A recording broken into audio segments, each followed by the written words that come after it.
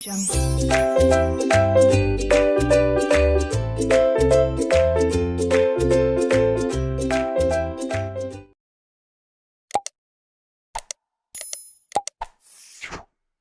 hello everyone, and welcome back to my channel named Learning to Learn. So, this is the channel you're watching right now. You can subscribe to this channel to get more updates. Apart from that, you can follow me on LinkedIn. This is my profile. You can follow me with the name Aditi Arya, as well as I'm on Twitter. This is my Unacademy profile. You can follow me on Unacademy with the name Aditi Vinod Arya, and I teach for NTA UGC NET category. There are a lot of special classes going on, so you can avail the benefit by downloading Unacademy app. Apart from that, you can also follow the Facebook page called Learning to Learn to get the latest updates, as well as the Instagram, so that you're updated. Apart from this, if you're not on Unacademy, this is what you're missing. We had a complete course on human resource management starting from today, that is on 20 June. We had our first class at 5 p.m. So you missed it, and this would be for 10 days from 20 June to 30 June. Apart from this, these are the regular classes which I'm taking every day. All these classes will be till the end of June. So it's at 9:05, 9:40 and 10:15. Make sure you do join these particular special classes free of cost and avail the benefit. As well as if you want to join the plus classes, you can do one thing. You can use Aditi Live referral code. I'll just show it to you. This is the referral code to get 10% off on Unacademy subscription. So let's start with today's topic.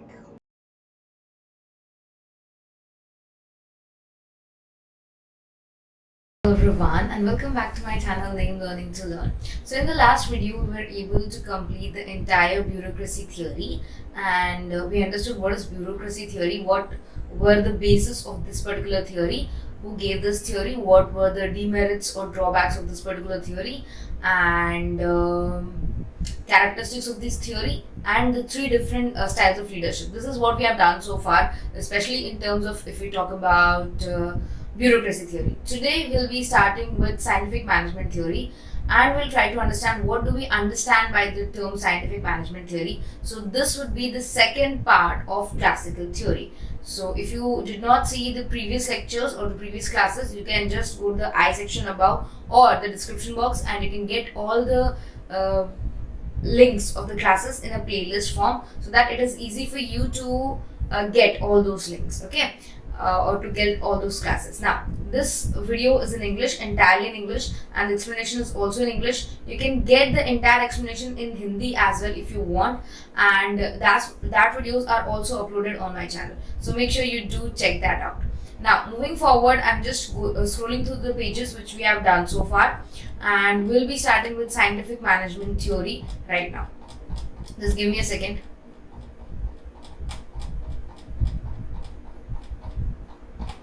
So these were the demerits, and that's it. Now, moving forward, scientific management theory, I hope you are able to see this in the background. So, scientific management theory was given by F.W. Taylor. Let me give you a quick background about what the scientific management theory says and on what things it is based. The first thing about scientific management theory is, scientific management theory was based on experimentation. There were various experiments conducted by F.W. Taylor.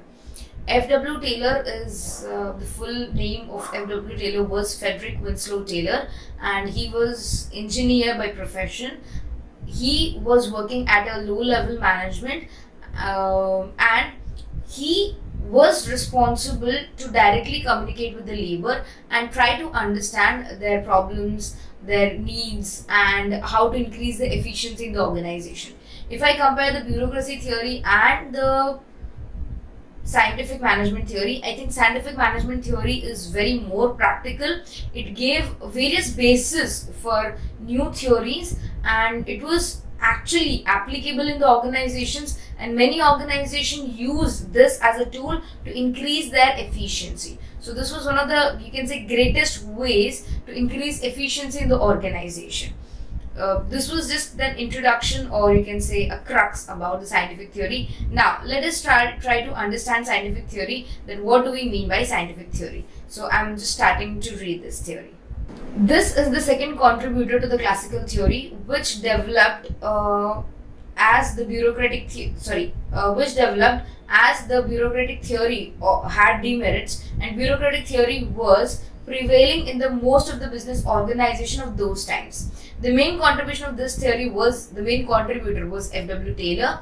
He propounded this theory on scientific grounds and principles for the first time in the organization. I'll just highlight it so that you understand where I'm reading. Okay. This theory also consisted of many managers who believed on applying the scientific strategies and standardized the principles of working of the organization. This theory was concerned with how the organization should function. One second.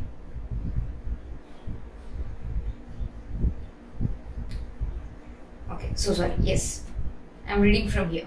This theory was concerned with how the organization should function, how to apply the scientific techniques, as it believes on science technology, that is quality of work. It stood against bureaucracy. So as you can see, this was, you can say, a better theory as compared to bureaucracy theory, and the main you can say person who gave this was F.W. Taylor. So we have done this. You can just read this out and we can move forward. So there are a lot of things to read, and if you want me, you can just comment in the next class or in this particular class. If you want me to read out this entire session, I will read it out for you. Don't worry about that. And if you want me to just give an overview, I'll give it to you, or else you can read it out. These notes are available on Telegram as well, so you can check it there. Let's move forward in this. So we can have we'll have various dimensions on this. So I'm just studying just reading from this particular part. This theory is known as Taylorism because F.W. Taylor started this theory, and he propounded this theory into two different dimensions. The first was the mechanical dimension, and the second was the philosophical dimension. So let us discuss about the mechanical dimension and philosophical dimension today, and in the next video we'll be doing the other dimensions, the other things as well. So let's talk about the mechanical dimension or mechanical aspect first. I'm just going to read this out first, and then I'll explain it. It is developed by Taylor, of course, and it is based upon time and motion studies. So if you have done scientific management theory in your 11th or 12th or any time during your graduation, you might know that these were all the experiments done by Taylor, and he concluded various kinds of studies in this, like the time study, motion study, fatigue study, and the result were very, you can say, effective, were very helpful to keep the basis for the next things they are going to do. So these studies were very, very, very important. So let's continue.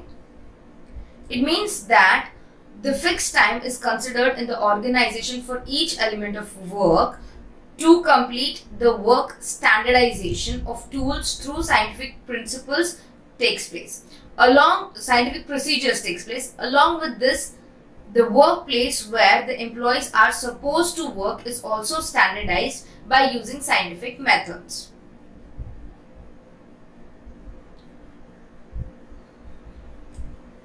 I'm reading from here.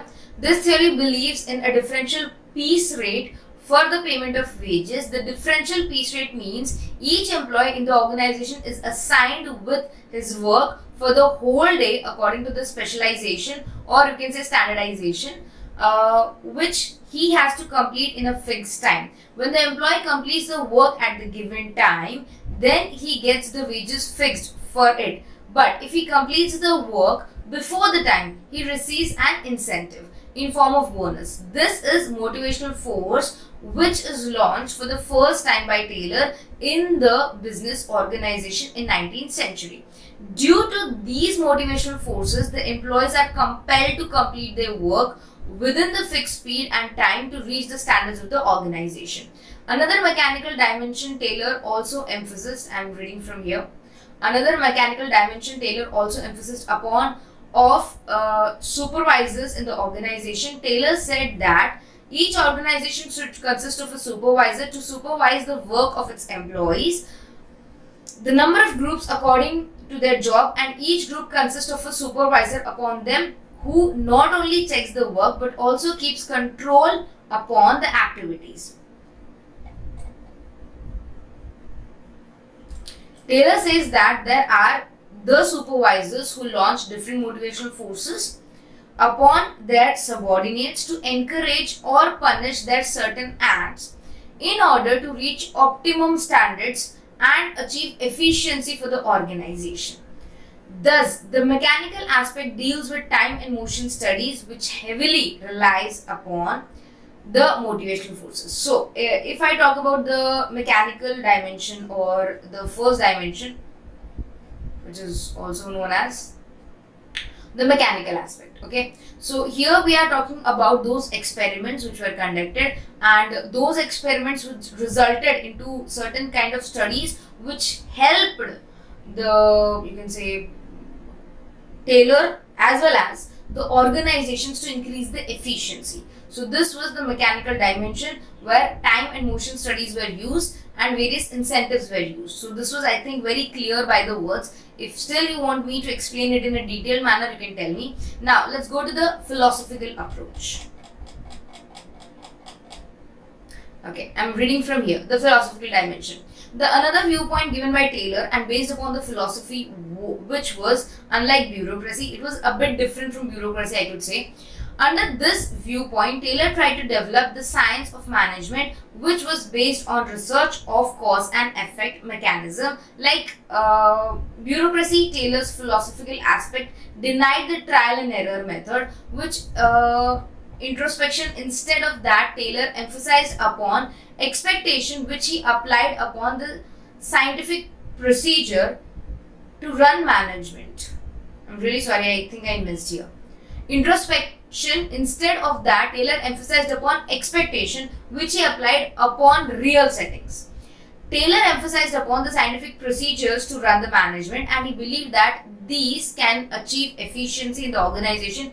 To achieve efficiency, Taylor said that the management should keep the internal environment of the organization congenial and harmonious. It means the management should believe on its employees and employees should believe on management, and they both should work together. There should be harmony in the working rather than individualism, and all the people, either that can be the management, the employers, employees, supervisors, workers, they should work together to increase the efficiency. This was the philosophical approach. If you have seen the 5 principles of management, the 5 principles of scientific management, you might know the 5 principles are science, not rule of thumb, combined working, not individualism, and harmony, not discord, mental revolution, and developing each and every employee to his or her maximum potential.